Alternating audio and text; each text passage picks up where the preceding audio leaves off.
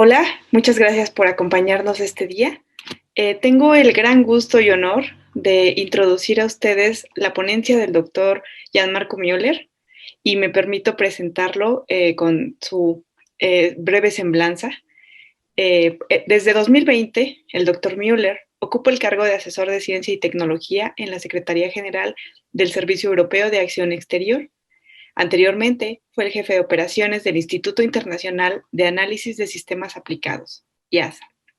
El doctor Müller fue oficial de políticas para relaciones internacionales en el Centro Común de Investigación y en su experiencia podemos encontrar que fue también asistente del asesor científico en jefe de la Unión Europea, la profesora Anne Glover. Desde este puesto, ayudó en sus tareas diarias y coordinó las relaciones con interesados internos y externos en general para brindar asesoramiento experto sobre cualquier aspecto de la ciencia, la tecnología y la innovación. Dentro de su tarea, el doctor Müller también ha trabajado como asistente en la Dirección General del Centro Común de Investigación, JCR, el Servicio Científico Interno de la Comisión Europea. Entre sus funciones anteriores se incluyen la Jefatura de Desarrollo de Negocios y Relaciones Públicas del Centro de Ecología e Hidrología del Consejo de Investigaciones de Medio Ambiente Natural del Reino Unido. También ha sido gerente del programa de comunicaciones del Instituto de Medio Ambiente y Sostenibilidad de la Comisión Europea en ISPRA. Fue asistente del director científico del Centro Helmholtz de Investigación Ambiental en Leipzig, Alemania, y secretario de la Asociación para la Investigación Ambiental Europea.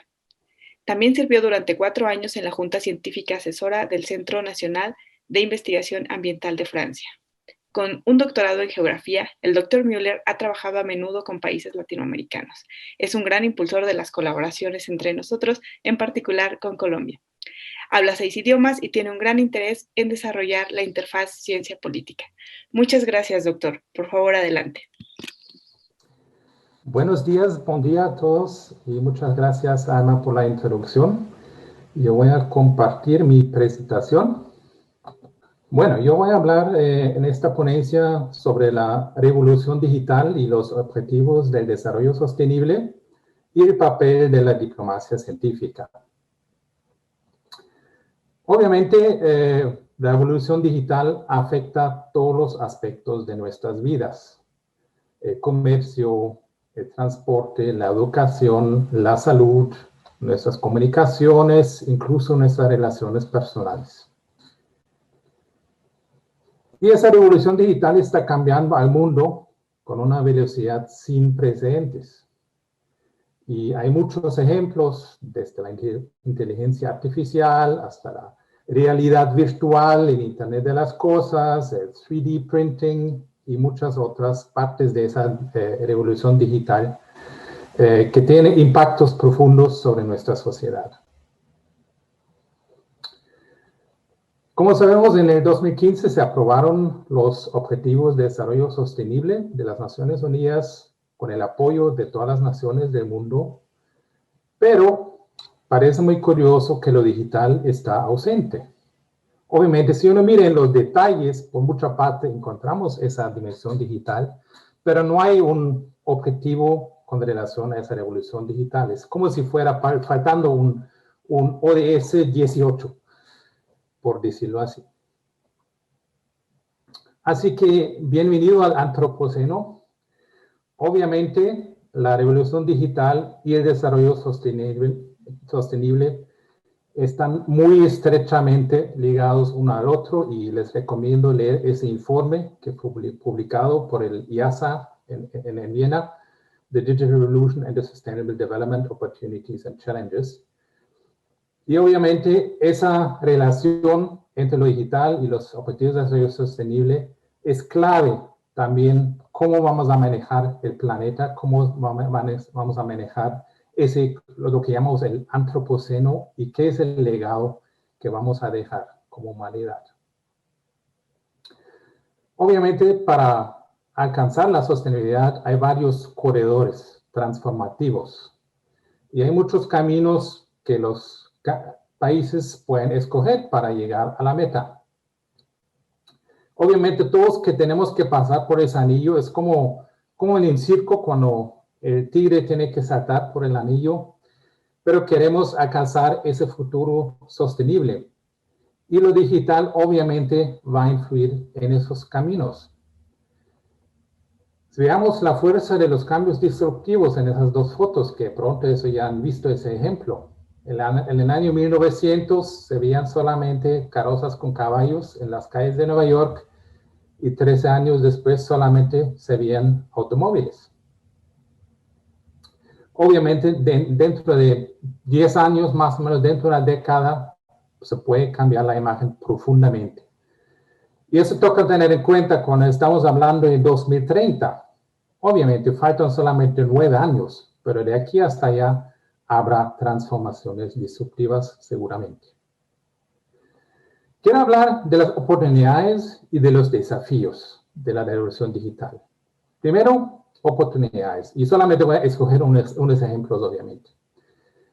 La primera oportunidad, la revolución digital, facilita la interacción de cerebros a través de todo el mundo.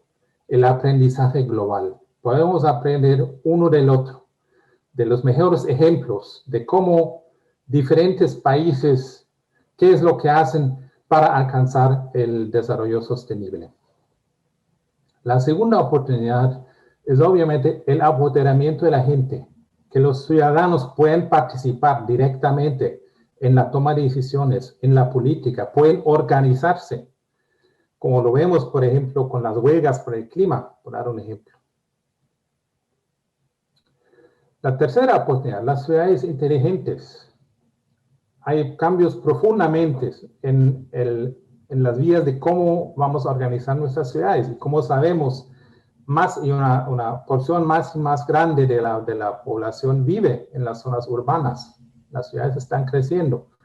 Y así que hay un gran impacto con vistas a la sostenibilidad que podemos tener especialmente en las zonas urbanas a través de las nuevas tecnologías. La cuarta oportunidad es lo que llamamos Big Data, el uso de los grandes datos.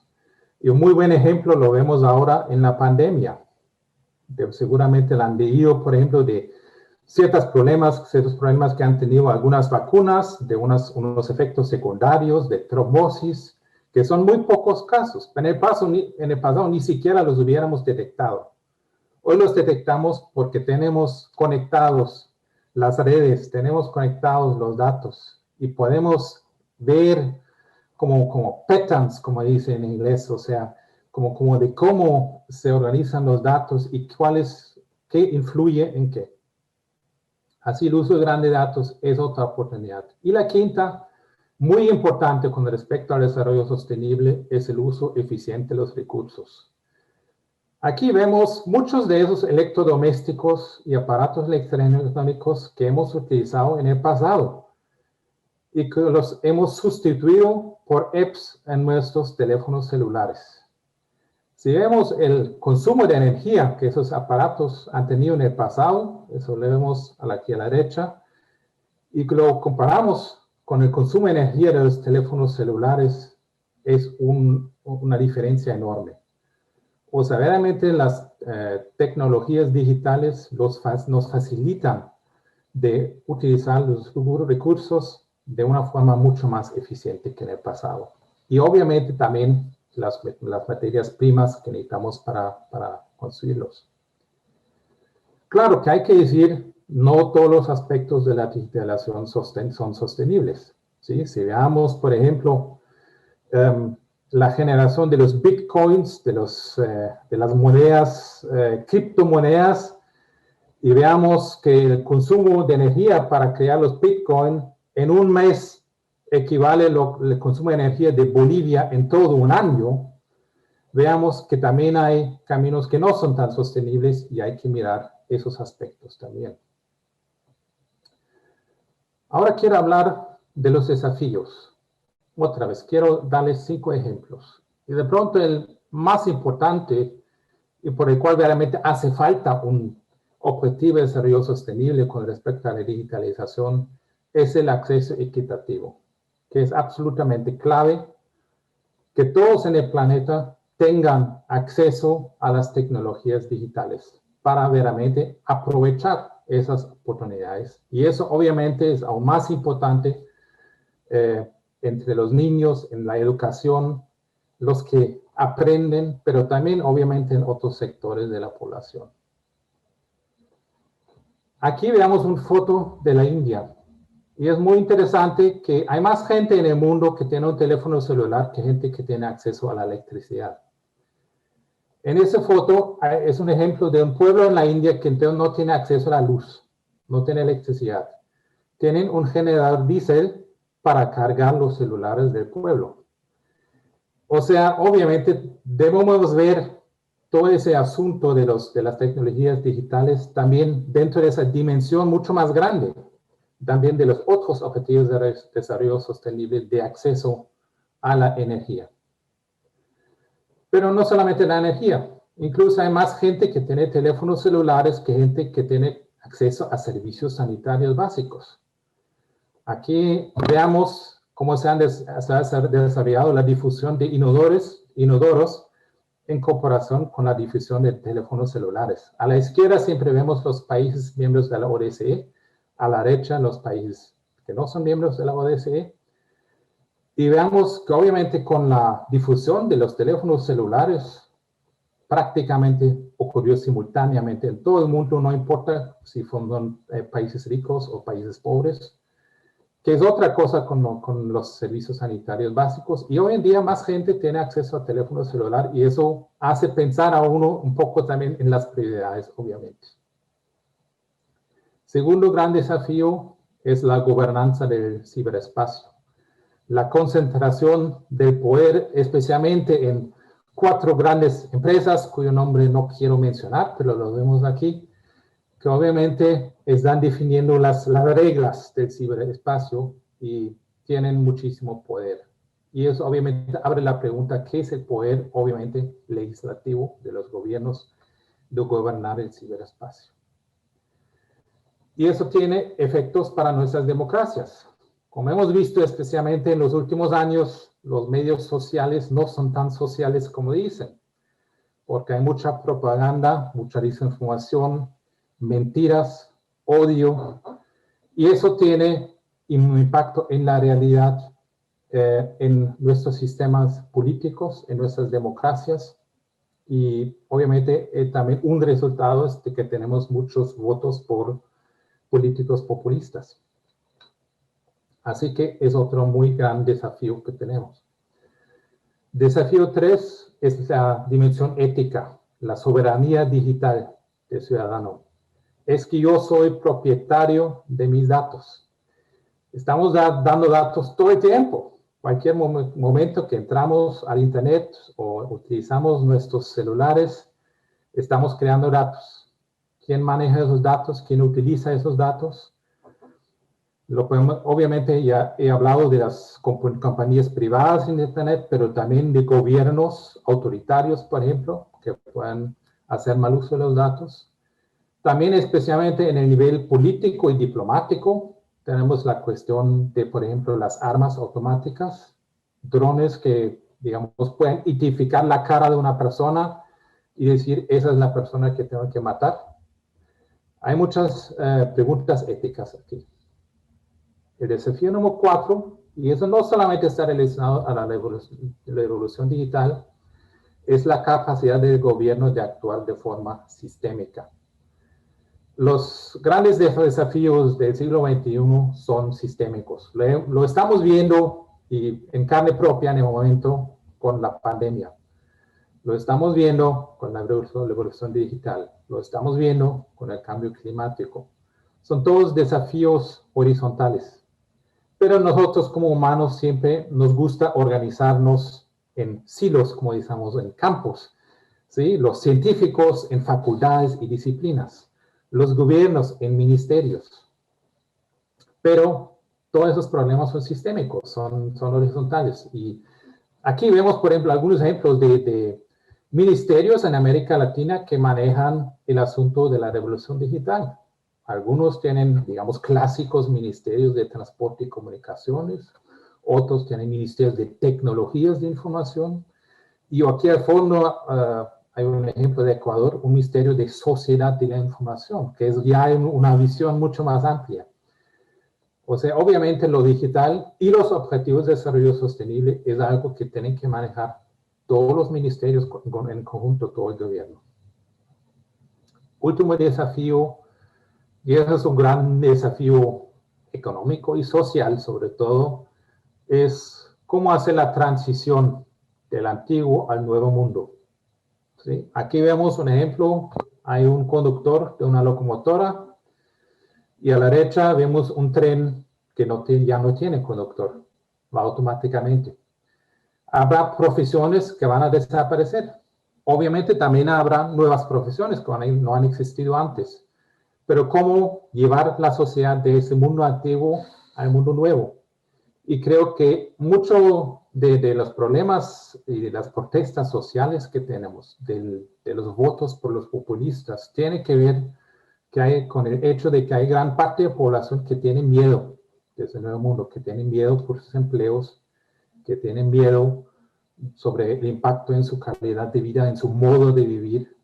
Y creo que ese desafío, la transición, es de pronto el desafío más grande que tenemos con la revolución digital. Bueno, en la última parte de mi presentación quiero hablar qué papel para la diplomacia científica. Obviamente la diplomacia científica ha tenido más y más importancia en los últimos años. Lo vemos en la agenda de gobiernos, en la agenda de políticos, pero también la ciencia misma se fortalece en ese campo. La ciencia es ya un actor diplomático, por decirlo así. Aparece en las conferencias internacionales. ¿Y qué podemos hacer como científicos? Yo diría lo primero es obviamente lo más básico es el acompañamiento científico de la Agenda 2030. Es el monitoreo, vamos por buen camino. Es dar recomendaciones, cómo podemos mejorar.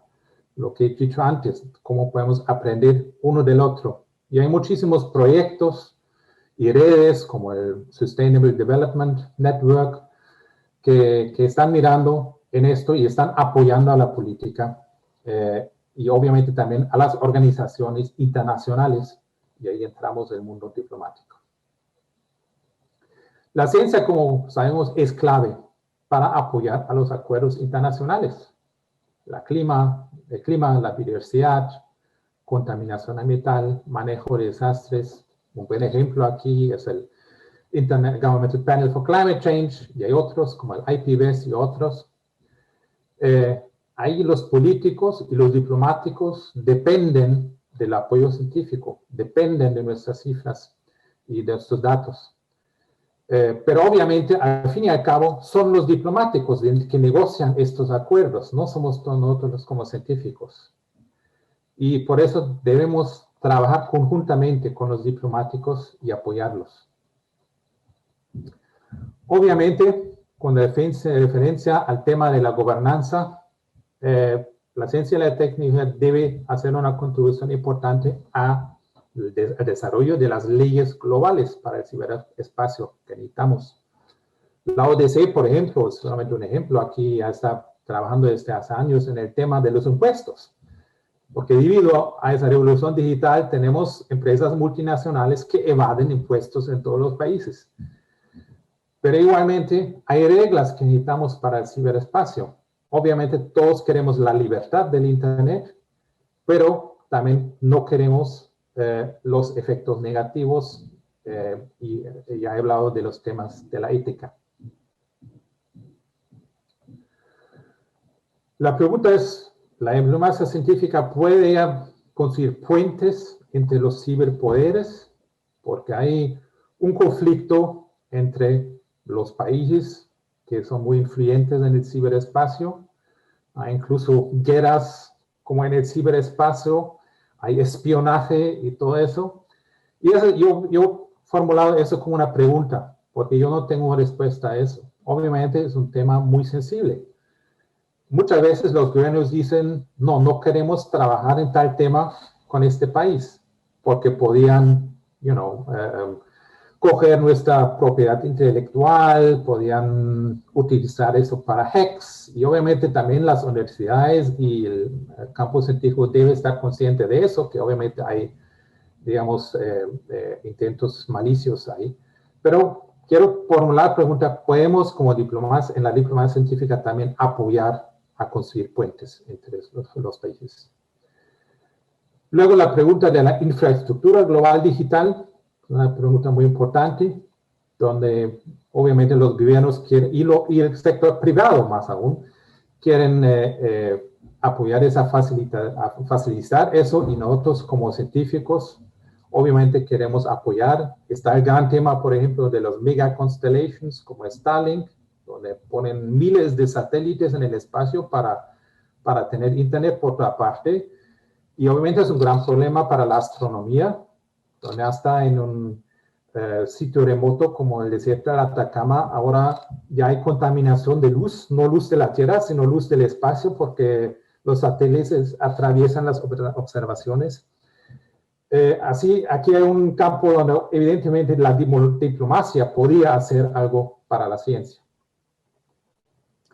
Luego el tema de los estándares. Nuevas tecnologías significan nuevos estándares. Por ejemplo, la electromovilidad. ¿Qué tipo de enchufes estamos utilizando?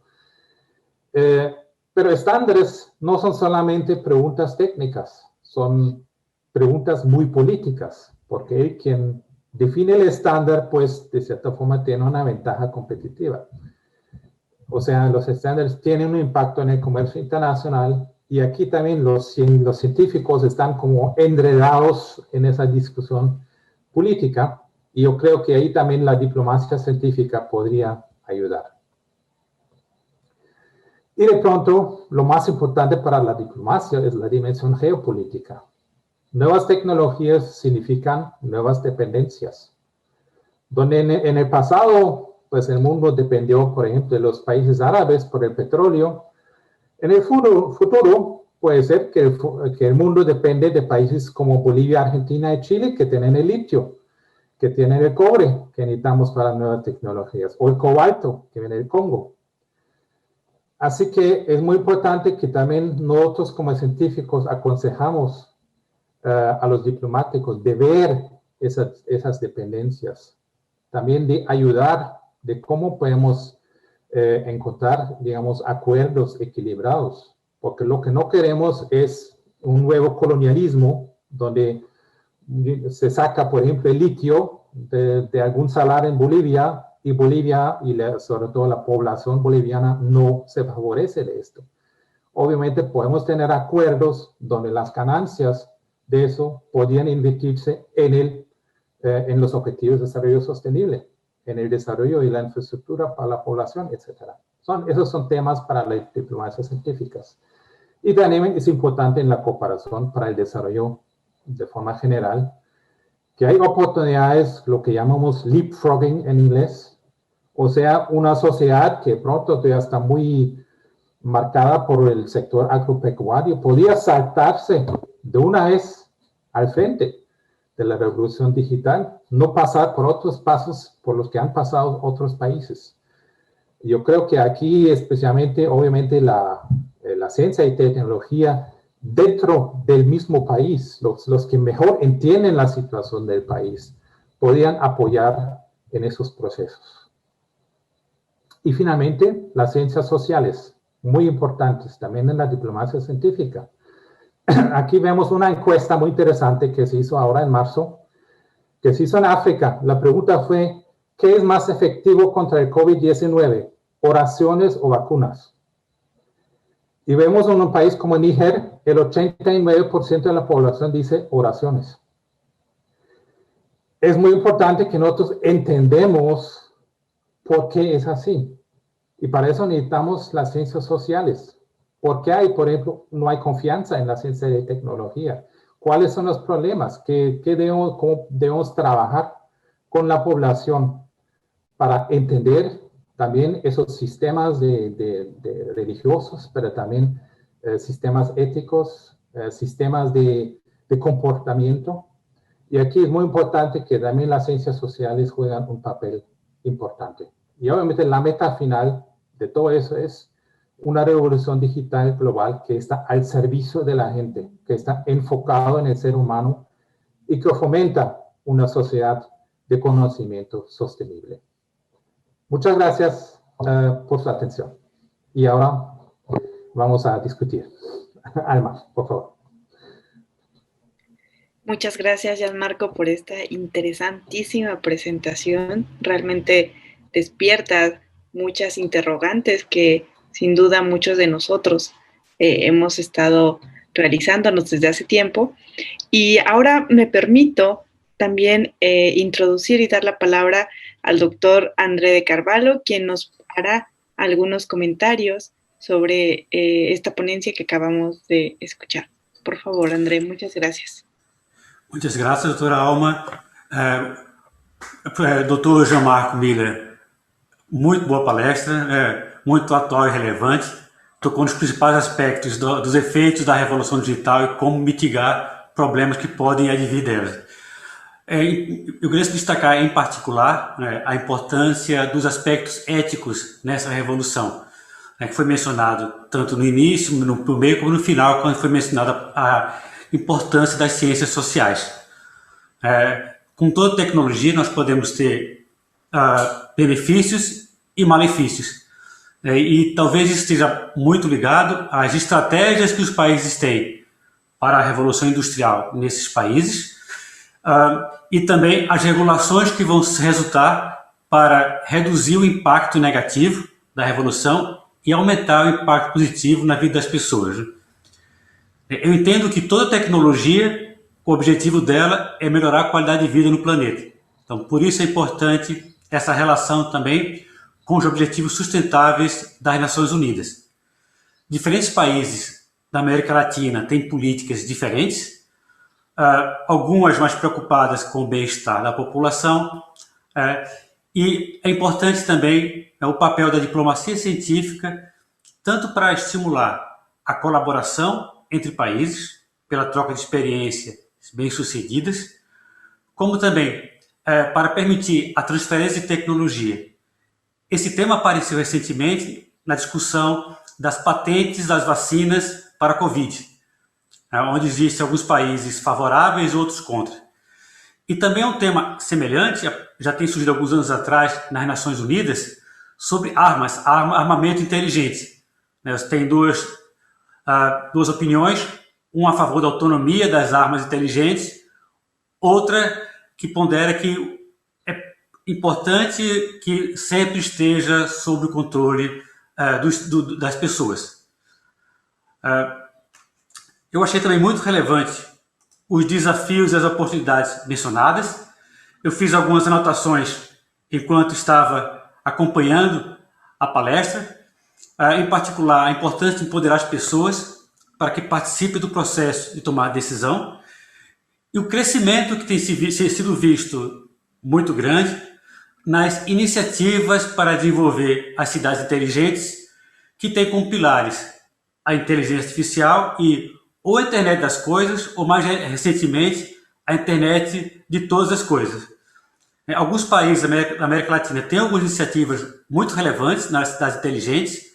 Talvez o protagonismo mundial seja da China, onde várias iniciativas estão bem encaminhadas já há algum tempo. É importante também mencionar o uso eficiente dos recursos. Nós sabemos também que diferentes países têm recursos de energia, de água limpa e outros recursos essenciais para a vida dos seres humanos distintos, que muitas vezes, inclusive, têm levado a guerras entre países. Novas fontes de tecnologia ou novas matérias-primas estão surgindo com a revolução digital, que vai redesenhar, talvez, o comércio internacional e a relação entre os países. É importante também, como mencionado na palestra, evitar que se repita ações passadas de colonialismo. O mundo só se vai desenvolver se todos os países se desenvolverem juntos. É como a vacina. Não adianta vacinar um país e deixar outro país assistido. Isso não vai acabar com a Covid. O mesmo ocorre com a miséria, com qualidade de vida deficiente, onde ou todos os países crescem e sobem juntos, ou se algum país ficar para trás, vai afetar todos os demais países do mundo. É claro também, além da importância moral, né, de você prover boas condições de vida para toda a população do planeta. Chama atenção para os desafios, né? O primeiro em relação a acesso a tecnologias. Alguns países europeus, como o Reino Unido, já começam a divulgar às crianças, né, o que vem a ser, por exemplo, a inteligência artificial e quais os benefícios que pode trazer. Outra preocupação recente também apontada foi a questão das fake news e da disseminação do ódio nas redes sociais, que inclusive afeta eleições em vários países do mundo. E a dimensão ética da inteligência artificial, que ela tem que ser justa, não pode ser preconceituosa, tem que respeitar a privacidade das pessoas e tem que ser transparente para que as pessoas entendam como ela afeta a sua vida.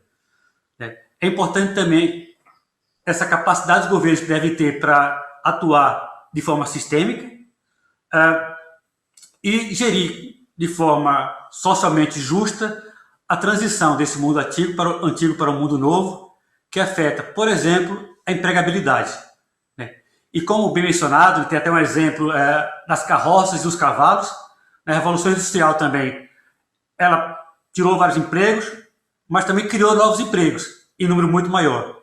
E esse deve ser o objetivo, criar novos empregos, mais bem remunerados, que tragam menos riscos e que as pessoas sintam mais desafios e predisposição, né, e sintam-se bem em desempenhá-los.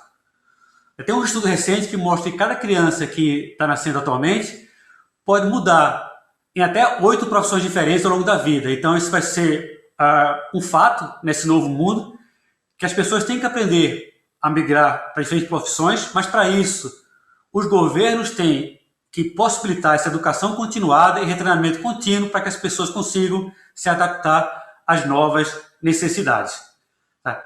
E, por fim, né, quero comentar só também da importância da diplomacia científica, né, que foi onde começou a diplomacia, foi pela ciência, né, antigamente, antes de termos embaixadores e cônsules, e que essa diplomacia ela pode fomentar ou estimular para que nenhum país fique para trás, ou seja, para que nenhum ser humano fique para trás nessa evolução. Mais uma vez, agradeço e parabenizo pela ótima palestra, que abordou os temas que, a meu ver, são mais relevantes nesse novo mundo da Revolução Industrial e da diplomacia científica. Muito obrigado, Dr. João Marcos. Muchas gracias por tus comentarios, André. Gianmarco, por favor, ¿nos podrías regalar algún comentario al respecto para nutrir esta discusión, por favor?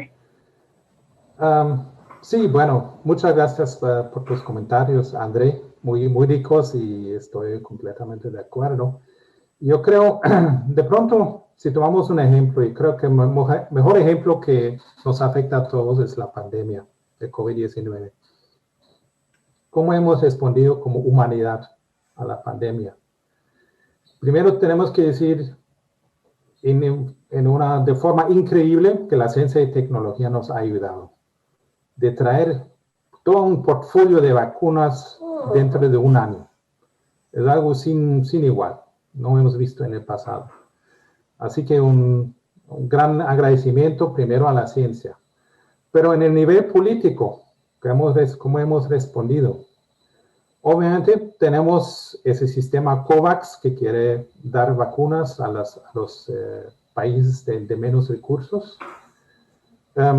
Y eso funciona bien y la Unión Europea son los que más donan, invierten en eso. Pero a la vez hemos visto que los países ricos compraron todas las vacunas. Incluso COVAX tiene problemas en conseguir las vacunas. Y es que hay un reflejo de muchos políticos y de cierta forma uno lo entiende, es que, bueno, mi gente me eligió para protegerlos y mi país primero. Pero en una pandemia eso no funciona así, porque la pandemia afecta a todos igual y a nada sirve si toda Europa está vacunada si nos vienen otras variantes de otros continentes, porque la pandemia está sin control en otras partes del mundo. por eso debemos trabajar conjuntamente. Yo creo que la diplomacia científica tiene un papel clave en esto. Y aquí también hay una parte muy importante que usted mencionó, y esto es también, digamos, el papel de la ciencia y tecnología en cada país. ¿Cuánto estamos invirtiendo en ciencia y tecnología? En América Latina, muy poco. En Brasil, muy poco. En Colombia, muy poco. En otros países, muy poco. En México. ¿Sí? Y ahora de repente con la pandemia todos dicen, sí, pero nosotros necesitamos empresas que manufacturan las vacunas, que las fabrican en nuestro país. Sí, pero para eso necesitamos no solamente la vacuna y el edificio, sino necesitamos la capacidad de la gente, necesitamos la educación, necesitamos la ciencia y tecnología. Yo creo que muchos, creo que de esa forma uno también debe ver ese tema de la transferencia de la tecnología y de la propiedad intelectual de las vacunas. Porque compartir propiedad intelectual es una cosa. La otra cosa es tener la capacidad de la gente de verdaderamente utilizar ese conocimiento y tener, digamos, procesos autóctonos en cada país, su propia ciencia, su propia tecnología, que también pueden informar luego al gobierno. Y luego, en la comunidad internacional, obviamente todos los que trabajamos en la diplomacia científica podemos trabajar conjuntamente en solucionar problemas en el mundo. Y para eso también necesitamos, y eso es el último tema que quiero mencionar aquí, hay una reforma del multilateralismo. Eso lo vemos con la Organización Mundial de la Salud, lo vemos con las Naciones Unidas, que básicamente están sin cambiar desde 1945 en sus estructuras básicas. Y necesitamos un nuevo multilateralismo que es capaz de manejar los desafíos del siglo XXI. Por supuesto, es muy importante que todos nosotros podamos tomar un papel en este sentido. Me gustaría, por favor, escuchar, Andrés, si tuvieras un comentario final que pudieras realizar para esta interesante presentación y, por favor, te lo agradeceríamos mucho. O meu comentário final é sobre a importância dos cientistas também darem acesso à população do que se faz nas universidades de pesquisa. Ou seja, tem que haver um investimento maior em divulgação científica, para que a população, que inclusive paga, né, o salário de nós cientistas também, saiba do que estamos fazendo, dos benefícios que podemos trazer para a vida delas e dos riscos também que podemos trazer, porque tudo tem que ser feito às claras. Concordo também com a importância de você desenvolver a ciência nos países da América Latina. Isso é essencial, isso é uma questão de sobrevivência e uma questão também de você depois gerar empregos de qualidade e levar a uma melhora na qualidade de vida da população. Muchísimas gracias, André. Quisiera darle la palabra, por favor, al doctor Carlos Aveledo, chair de la Red Internacional de Asesoramiento Científico Gubernamental en el capítulo Latinoamérica, para que nos brinde unas palabras, por favor. Y también les comento que vamos a recibir algunas preguntas en el stand de INSA para que puedan realizarlas. Muchas gracias. Carlos, por favor. Sí, gracias, Alma. Muchas gracias, Gianmarco y André, por esta magnífica presentación. Una vez más, las palabras de Gianmarco nos muestran la importancia de vincular la participación de los científicos en el asesoramiento a los políticos, lo que en INSA llamamos la ciencia para la política. Acá se trata no solamente de tener más ciencia y mejor ciencia, sino aprovechar esta capacidad científica para orientar las políticas públicas y poder ir en la dirección que señalaba Gianmarco del desarrollo sostenible. Gracias, entonces. Muchas gracias, Carlos. Pues Vamos a pasar al los comentarios finales del doctor Müller y de manera personal quiero agradecer a todos su atención, la participación del Comité Latinoamericano de INSA y el honor que nos hizo el doctor Müller para participar en este stand. Por supuesto, los esperamos en todas las actividades que tenemos y simplemente reafirmar las palabras de Carlos. Creo que estamos ante una oportunidad sin igual para mejorar nuestras relaciones también con los tomadores de decisiones. Yo me atrevería a decir también para buscar mejores políticas para la ciencia, pues es un binomio sin el cual no vamos a avanzar tan rápido como podríamos. Y bueno, muchas gracias. Gianmarco, por favor. Bueno, muchas gracias nuevamente por la oportunidad de hablar aquí. Yo estoy convencido que América Latina es una región que tiene muchísimas oportunidades, que tiene gente sobresaliente, inteligente, y que debemos capacitar para verdaderamente, no solamente de aprovechar las oportunidades de la revolución digital, sino verdaderamente empujar el progreso. No está escrito por ninguna parte que ese progreso debe venir de Europa o de Estados Unidos y de cualquier otra parte del mundo. Está en América Latina esa capacidad, pero para eso debemos tener esa visión realmente de invertir en la ciencia y tecnología, invertir en la educación y verdaderamente capacitar a la gente para encontrar esa innovación y esos nuevos modelos de economías. Y yo soy una persona optimista, yo creo más bien en las oportunidades que hay. Vamos a manejar obviamente también los desafíos que siempre van a estar, pero yo creo que hay un gran mundo ahí por adelante, con mucha inspiración que podemos crear, que estamos en ese momento de crear este mundo, y yo pienso que la diplomacia científica puede jugar un papel muy importante también en América Latina en aprovechar esas oportunidades. Muchas gracias.